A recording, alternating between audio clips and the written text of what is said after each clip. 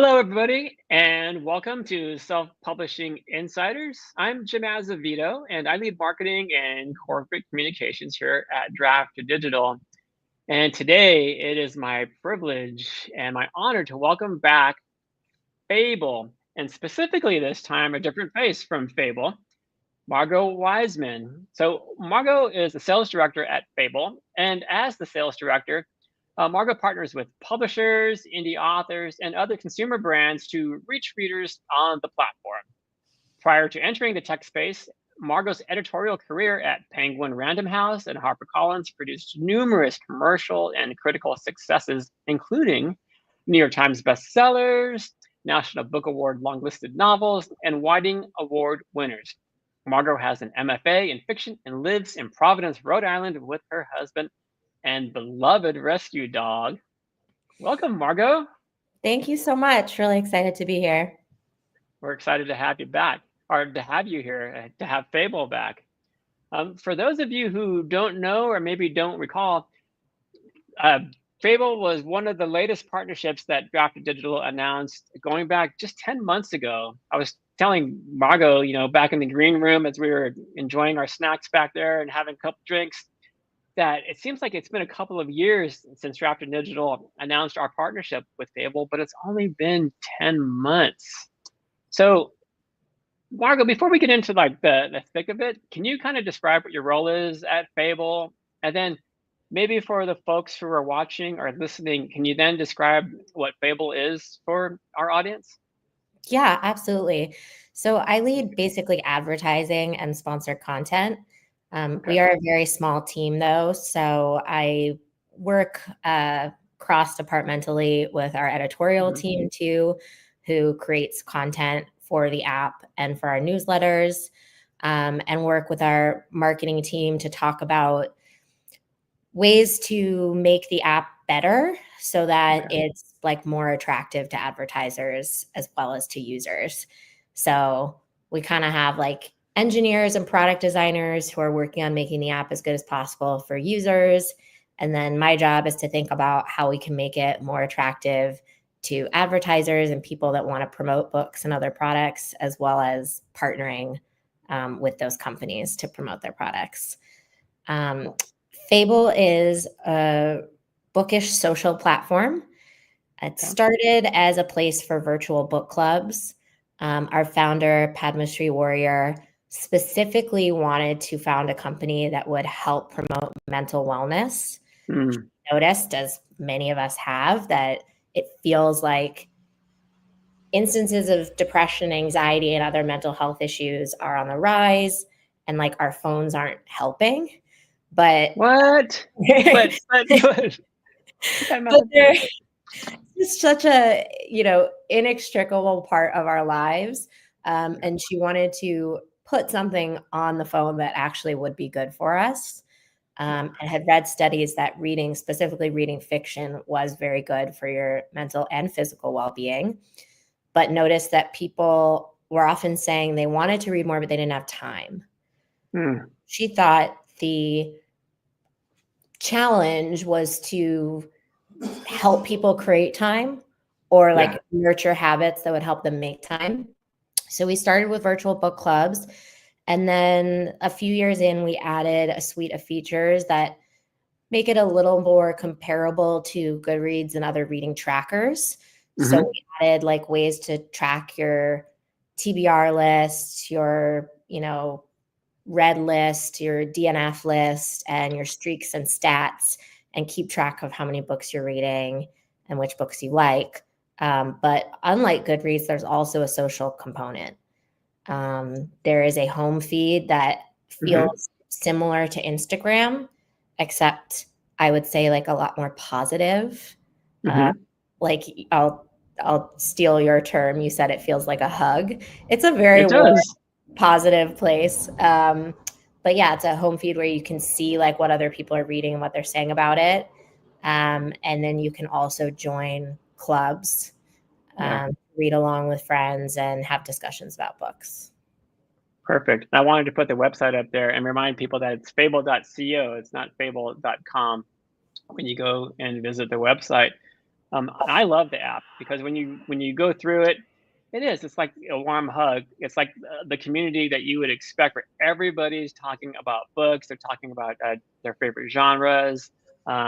Maybe they're talking about an emerging author that they just discovered and how they just like stumbled across this story that from an author that they've never heard of. And oh my God, you guys got to check out this person.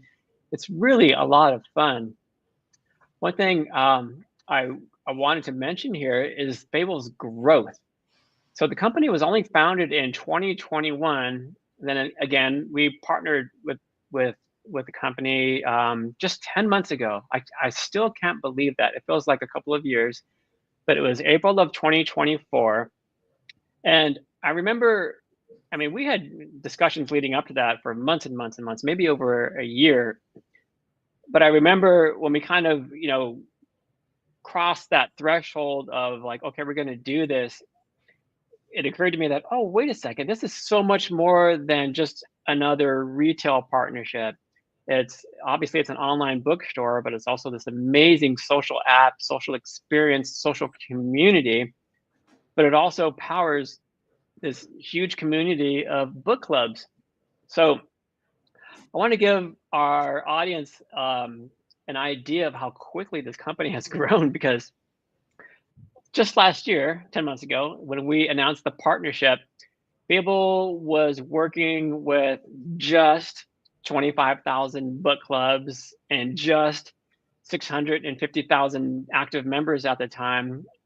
Can you enlighten us on how the company has grown and what those numbers are today? How many active members you have and how many book clubs?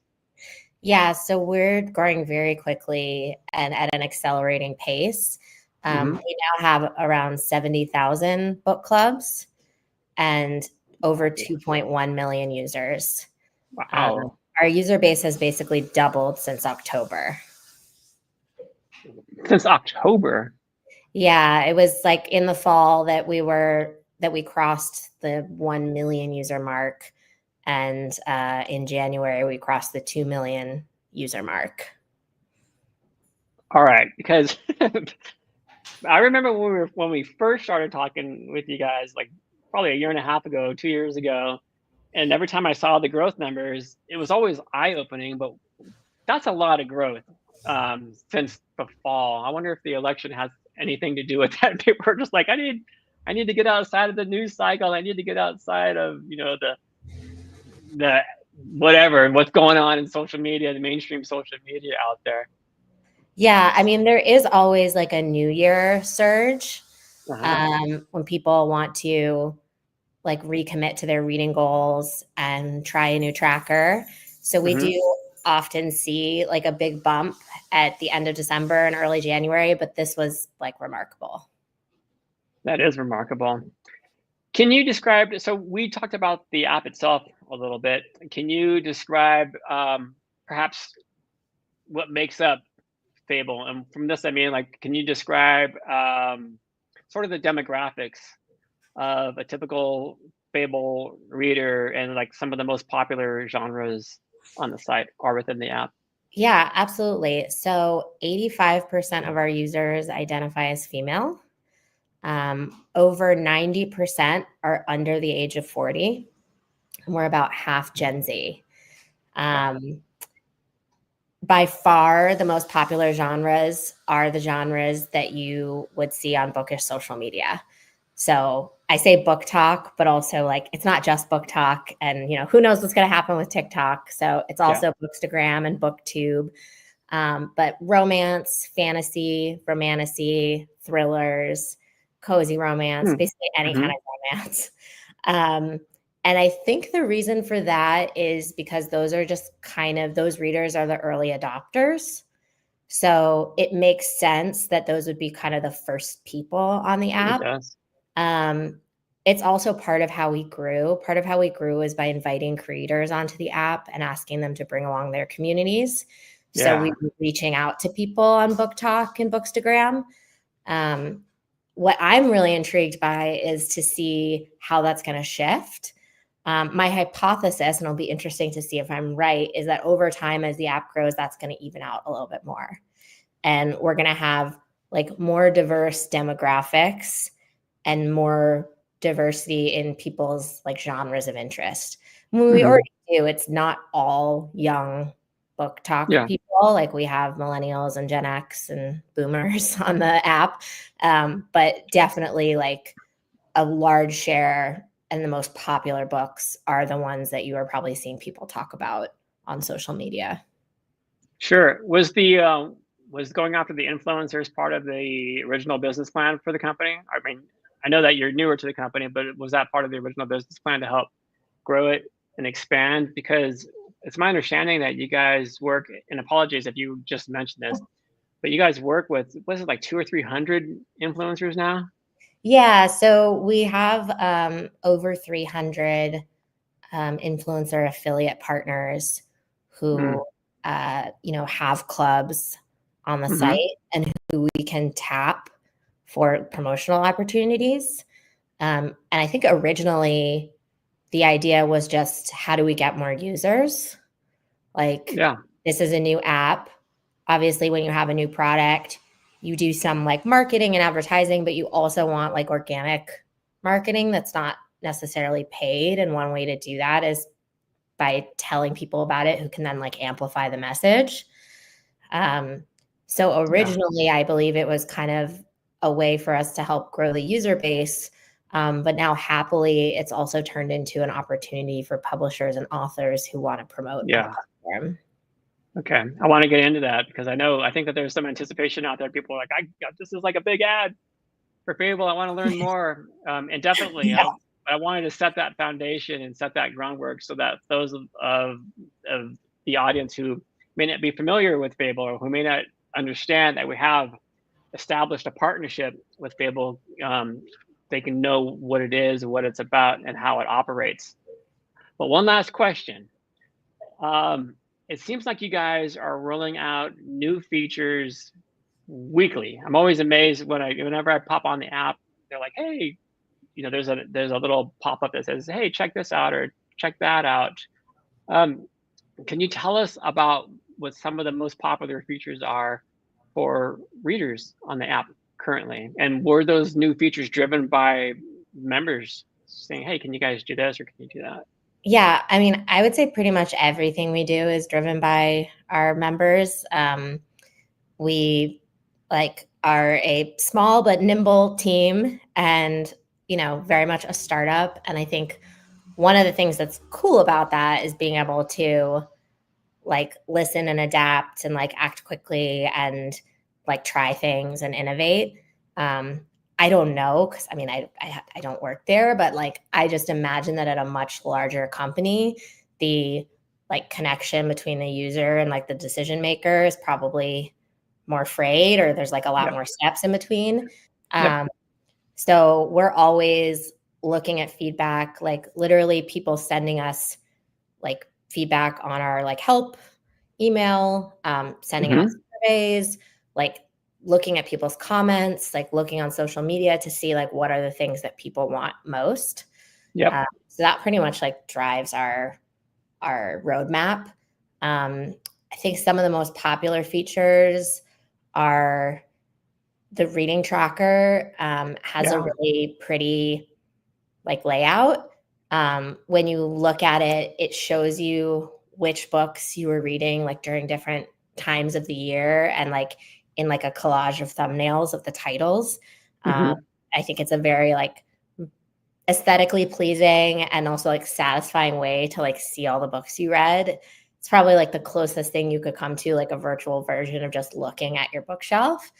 And then the monthly reading wrap.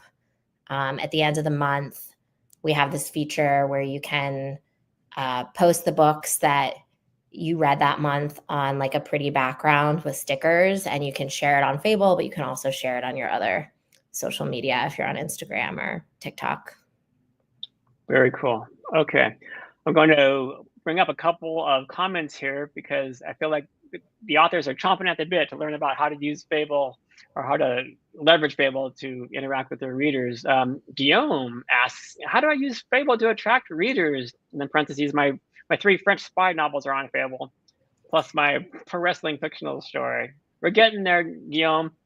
And then I wanted to bring up this quick comment from Jody Berkowitz, who asks, how does it benefit authors? So I'm so glad you asked, because we're going to kind of pivot this conversation now, Margaux. And I mentioned earlier how we're excited because, it's the app, it's the bookstore, it's all these book clubs. And I want to ask you about just the different promotions that Fable offers for authors and publishers. For example, I remember talking about the eARC clubs, the launch day promos. Can you give us an idea of all the different types of promotional features that Fable offers to authors and publishers, and how they work, if there are costs associated with them, are there any free options, all of that stuff? Yeah, well, first I'll say is I haven't yet seen a ton of authors like signing up for Fable. I'm sure they're there, but it's not like a phenomenon that I've noticed. The way when authors publish their books, they're always encouraged to like claim their Goodreads profile. And I would really love for more authors to join Fable, because you can actually like communicate with your readers and be part of a community. And you can post about your book. Fable is free to use, and it's free to start a book club. I would say like right now, the way that it can work for authors is just to like be in community with your readers. We don't really have like any free promotional tools other than just like your presence, being there, posting content, joining clubs, being part of discussions. I would say the way that it benefits authors actually has a lot to do with why I wanted to work there in the first place. I was a book editor for 10 years, and I became increasingly frustrated with how difficult it was to break out books. I worked at like traditional big 5 publishers. As an editor, you have like a lot of ownership over your list, and like you care so much about the books you're publishing, and then you publish them, and oftentimes like not many people read them, and you don't have like marketing resources allocated for them. And it's really dispiriting. And I noticed that creators and tastemakers were becoming a huge part of the way that books were discovered. I felt like they were kind of filling a void that was left by book criticism. And publishers didn't necessarily know how to tap into that. So I started looking around for companies that were basically like leveraging the tastemaker audience to help facilitate book discovery. Yeah. And Margaux, if I can just interrupt you for a second there, like how far, when you started noticing that, like how long ago was that? Like a year ago, a couple of years ago, 6 months ago? Like in like 2019, 2020. Yeah. Okay. Makes sense. I just felt like the only things that seemed to really move the needle were like a celebrity book club or a book going viral on Book Talk. And I kind of felt, this is totally just my like personal feelings about like my career and like what, I wanted to help authors achieve. I was like, if those are the only things that really move the needle, like, why am I in this ecosystem where like you like never achieve those things? Like, and all the other things we're trying like aren't working.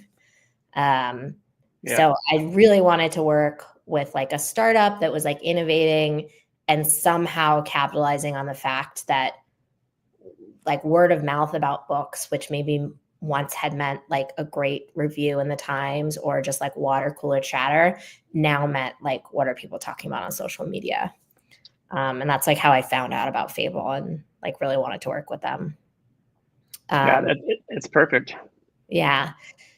And then we do have like paid opportunities. Publishers and individual authors will approach us wanting to promote their books on Fable.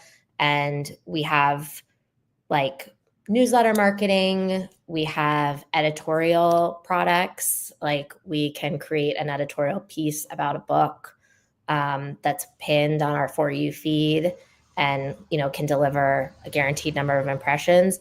We also have a really, really cool giveaway modal that I think is way cooler than the other really well-known giveaway. Well, I just noticed it I this won't morning. mention by name, but I think it's really cool. I noticed this morning when I log onto the app, and there was some ebook giveaways, and one of them was like Colleen Hoover's latest book. I'm like, oh, she's releasing a new one right away, and right away. It's easy for me to say. It seems like it's right away to me, but yeah, she came from the self-publishing world, as I'm sure a lot of our audience knows. She was a Smashwords author way in the early days. And I just want to bring up a quick comment here from Layla Rose, who says, I'm sure influencers are looking for a chance to break the next big unknown book. Absolutely, positively. And that's one of the things that interested me about Fable as well. And it's something that we noticed in our own store, at the Smashword store, because there's been this growth, this 8 years now of consecutive sales growth. And I think last year we saw 20% growth over the previous year. So in 2024, there's 20% growth over 2023. And we think what's happening out there, and this is to Layla's point, is that there's like this whole movement of indie readers, or readers out there who actually kind of gravitate toward indie authors and indie books. And a lot of the influencers out there, they don't want to be spoon-fed. They don't want to be force-fed, like, oh, you need to read this in this genre by this author, because like a lot of us, we've been there, we've done that.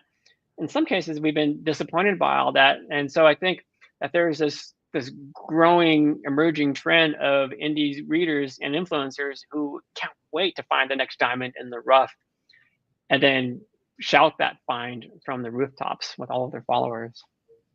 Yeah, I totally agree. I don't have like necessarily the metrics to back this up, but just from my own like perception, anecdotally, it feels like a greater volume of indie titles are breaking out. And at the same time that we have this really vibrant online book community, and I just have to think that those things are related. We've also noticed that our users are starting to become really interested in qualitative goals rather than quantitative goals. So it used to be like, can you read 75 books in a year? And how many, books are you reading a month? And now they're really interested in kind of like challenging themselves or like stepping outside their comfort zone. They want help setting goals that aren't necessarily just based on a number of books. And so like what type of goals? Like read a genre you haven't read before. Okay. Read more books that are written by authors, who come from like underrepresented communities, or like read a intimidating classic that has been on your shelf forever that like you never thought you'd read. And I think, reading more indie authors like could absolutely be part of that as well. Interesting. Okay. Whoops, I want to get rid of this banner because there's a question here that I just buried. Great job, Jim. Way to keep it going. Jim. I keep pressing the wrong buttons. Do you think I would have this down? It's been months now. Barbara, thank you so much for your question. Sorry, I buried it there for a second. Barbara asks, is there a link to the webpage that spells out the promotion options and prices? That's a great question. Is there a place where they can go on the Fable website to find out this information? I wish there was. There's going to be, but as I mentioned, we're a small team. And so like there's only so many hands and so many hours in a day. So this is like a thing that we're working on, but there are other engineering priorities that, took priority, but there will be soon. And in the meantime, you can reach out to me and I can share a media kit with you. Okay. Should they email you? They can email me. Okay. Are you comfortable with us putting your email address in the comments? Yes. Okay.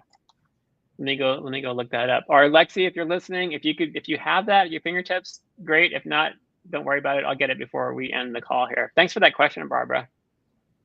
All right. So let's say the folks they've got that menu of different options, and they're interested in doing something. How does it all work, Margaux? Like, how can they get started? Let's say they email you and they're like, hey, I have a book that's coming out in 2 months, and I've got it up as a pre-order. what can I do to work with Fable to get this book in front of the influencer community or into a specific book club? How does that work exactly? So right now it's all like manual. It's all me. So if you do email me, just like bear with me in response times and sorting through all that, because it's all me right now. I'm creating proposals for authors and publishers and like executing the campaigns. I do think in the future, hopefully in the near future, we will have programmatic advertising, similar to other apps that maybe you've advertised on, where it's like kind of self-service. But we don't have that yet. But it's definitely one of our goals. Okay. Do you guys offer the opportunity to customize a promotion? Yeah, absolutely. Our like standard products are kind of like a pinned post on the home feed, newsletter marketing, and like an ebook giveaway club. Those are kind of our bread and butter. But people are often coming to us being like, we want to do this kind of cool promotion. Like, can you guys do that? And we're like, we've never done it before, but sure, why not? We're very up to innovate and try new things. Like, we've customized like themes to go with like the release of Iron Flame. Like we had like a custom theme on the app with like a dragon that like breathes fire. And that was not like a product like offering that we had, but the publisher came to us and was like, we want to do something really cool and different. And that was an idea we came up with. Okay. Let's say, just by way of example, that I have a book coming out and I want to market it to some of your bigger book clubs. Aren't some of the bigger book clubs, like, aren't they in the neighborhood of like well over 1,000 members, right? Don't some of them have over 10,000 members? Yeah, our biggest club is 40,000 members. 40,000. Okay. Yeah, and they totally range. Like the creators obviously tend to have the bigger clubs, and some of them are a couple of thousand, some of them are like 20,000.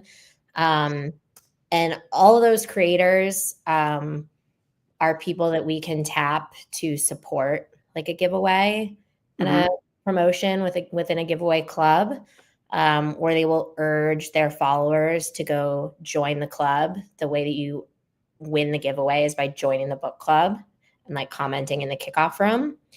And then they will choose winners to receive free ebooks. And then we market to all the non-winners, encouraging them to go buy the book and read along anyways. And the really cool thing about the giveaway is that you can see that people start reading right away. Like it's not just a giveaway, it's a giveaway in a club.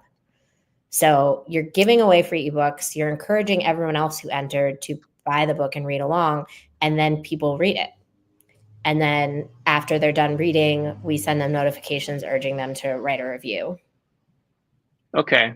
So I want to get to Jody's question here. So Jody asks, can you promote pre-orders? So can we use this question as an example? So let's say I've got a pre-order, and I don't know what genre you write in, Jody, but let's say that Jody writes contemporary romance. And let's say that like I come to you and I'm like, Margaux, I want to market my pre-order that's coming out in 2 months to some of your biggest contemporary romance book clubs. How does that work? Like, do I have to tell you that I want to give away 50 free ebooks, then everybody else has to go out there and buy the pre-order? Is that, yeah? Yeah, we've done that before, where we've had like ARC giveaway clubs, all like virtual, EPUBs. We can run a giveaway with physical copies. It's just not quite as frictionless, because then we have to reach out to people for their addresses. And we can also like drive pre-orders through like sponsored content on the home feed or through newsletter marketing. It's really just a question of where you want to direct attention and traffic. So the only difference between promoting a book that's already out and promoting a book that's not out yet is like, where are you driving? Are you driving people to pre-order? Or are you driving people to buy? It's basically the same action. Or another call to action example might be add it to your want to read list. The algorithm on Fable is interesting in that it shows you content in your home feed based on the books you like, the books you said you're interested in reading, and genres you like. So if you add a book to your want to read list, you are going to start to be fed more content about that book by other users. Cool. So that's another call to action. Sometimes it's go buy the book. Sometimes it's add it to your want to read list. Okay. And who decides how many giveaways to give? Is that the author? Yeah, we usually do 100, but certainly if an author wanted to do more or less, we can do any amount. Okay. And is there a menu of options? Like, let's say Jody, let's say she wants to do, the book club giveaway, but maybe she also wants to market the book or promote the book to other influencers at Fable, and then she also wants to include it in a newsletter as well. Can she do all of those things as well if she so chose to? Yeah. So one addition to our giveaway, we can do a giveaway without influencer support. So we're driving entries just through people opening the app and the giveaways being really visible on the app and people joining if they want to try to win a free book. We can also add an influencer to support that giveaway who's going to post about it on their social channels, and they're going to moderate the book club, and they're going to encourage people to sign up for the giveaway. And we do tend to see more participation and engagement on those giveaways that are influencer supported. We also have the ability to email market to our moderators. So if an author or publisher wanted to get their book in front of all the moderators who run the book clubs to get them excited about it in hopes that they will pick it as their book club's next pick, we could do that. So the moderators are different than the influencers? I was thinking not that there's that influencer. Not all the moderators are influencers. So you could start a book club on Fable with just you and your mom, or you and 5 friends from high school. And you're a moderator, make yourself a moderator on it. You wouldn't want my friends and I on. So there's, thousands of book clubs, and some of them are run by, I don't know, civilians. I don't know what the word would be. Yeah. And some of them are run by creators and influencers. Well, you said something that I don't want to just kind of pass over.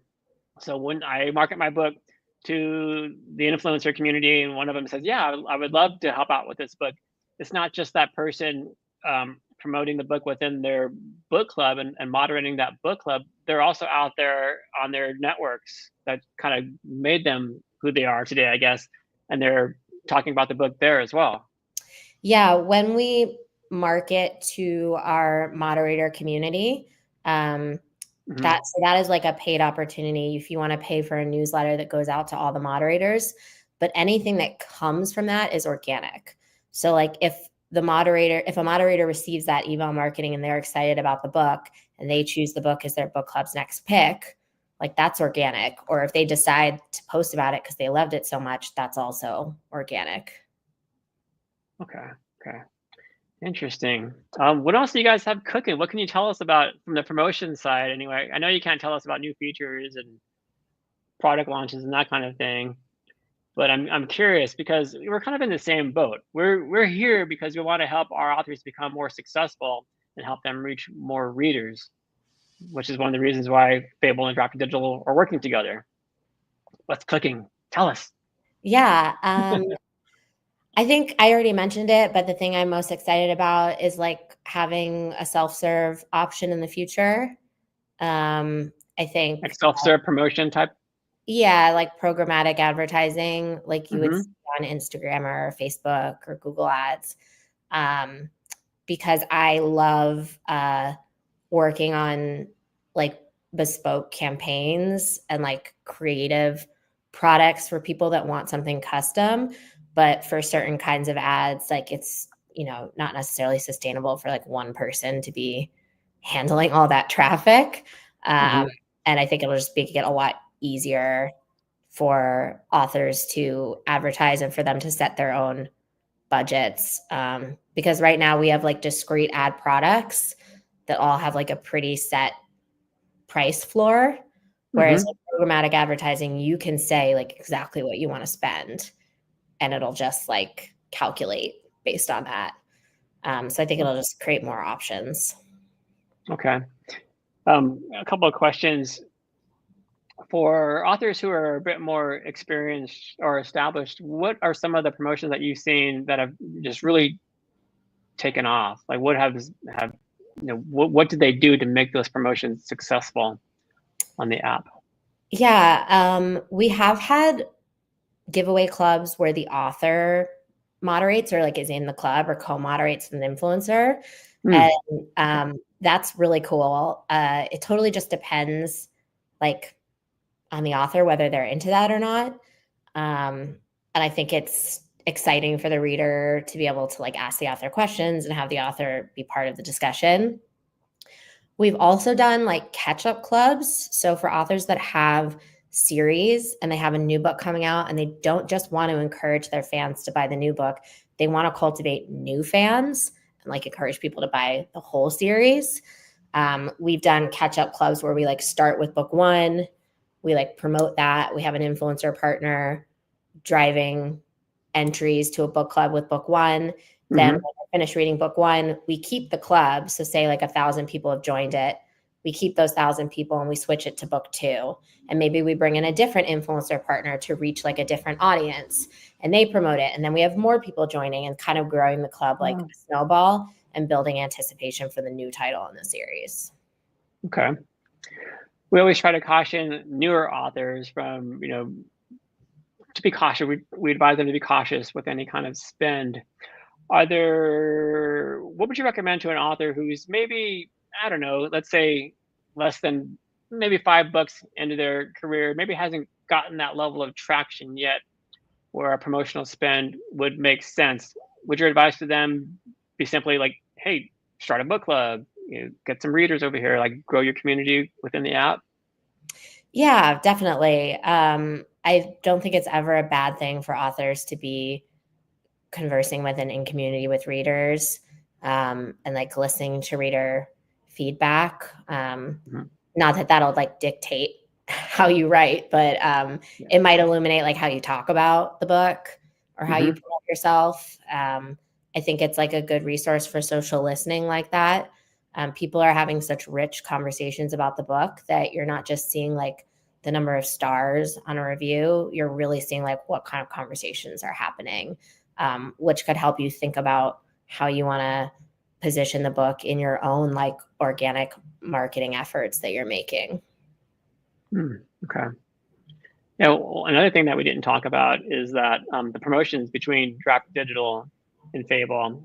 I have a feeling we might come up with some more through the months and the years. But one of the things that Fable is doing for Draft Digital authors today is Fable has a dedicated shelf on the app for indie ebooks or best-selling indie ebooks.